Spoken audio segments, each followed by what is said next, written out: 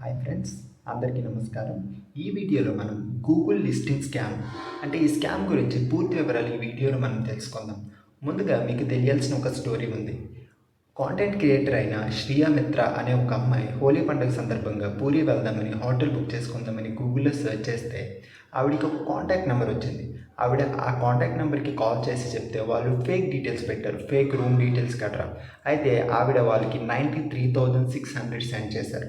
అయితే వాళ్ళు ఒక ఫేక్ ఇన్వాయిస్ను కూడా వాళ్ళు ప్రొవైడ్ చేశారు. అయితే ఈవిడ మెయిల్ కన్ఫర్మేషన్ అడిగితే వాళ్ళు సిస్టమ్ డౌన్లో ఉందని, ఈవినింగ్ కల్లా వస్తుందని చెప్పారు. అయితే ఈవిడ మరుసటి రోజు రాకపోవడంతో మళ్ళీ కాంటాక్ట్ అయితే మీరు ఇంకా మనీ సెండ్ చేయాలని ఒక గూగుల్ లింక్ని సెండ్ చేశారు. ఆ లింక్ ఓపెన్ చేస్తే గూగుల్ పే ఓపెన్ అవుతుంది. అయితే ఆవిడకి ఏదో అనుమానం వచ్చి మళ్ళీ గూగుల్లోకి వెళ్ళి సెర్చ్ చేస్తే ఆ మెయిఫర్ హోటల్ ఒరిజినల్ కాంటాక్ట్ నెంబర్ దొరికింది. ఆ కాంటాక్ట్ నెంబర్కి కాల్ చేస్తే అప్పుడు అర్థమయ్యేది ఏంటంటే వాళ్ళు స్కామర్స్ అని. సో మీరు ఏదైనా హోటల్లో రూమ్ బుక్ చేసుకుందాం అనుకుంటే ఫస్ట్గా వచ్చిన నెంబర్స్ని కాంటాక్ట్ ఇలా మోసపోకండి. 100% కన్ఫర్మేషన్ తీసుకున్న తర్వాతే మనీ సెండ్ చేయండి.